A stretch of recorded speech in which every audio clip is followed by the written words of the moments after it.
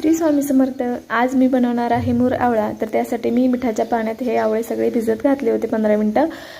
एक नॅपकिन घेतला मी कोरडा, तर या कोरड्या नॅपकिननी स्वच्छ आवळे सगळे पुसून घेणारे, कोरडे करून घेणारे। आणि 1 वाटी आवळे आहेत तर 1 वाटी पाणी टाकणारे, 1 वाटी साखर टाकणारे। सगळं समप्रमाणात घेतलेलं आहे। आणि पाणी कढईत ओतले मी, साखर टाकते 1 वाटी। आणि हे आवळे पण आहेत ते पण त्यात मी एकदाच सगळं टाकून घेणार आहे आणि छान मिक्स करणार आहे। आणि बारीक गॅसवर याचा कलर चेंज होईपर्यंत मिक्स करत राहायचं। थोड्या वेळाने एकदम बारीक गॅसवर ठेवून द्यायचं आणि थोड्या वेळाने मिक्स करत राहायचं। याचा कलर चेंज झाला की खूप छान मुरवळा तयार होतो आणि हे जे आवळे आहेत ते छान असे फुटतात।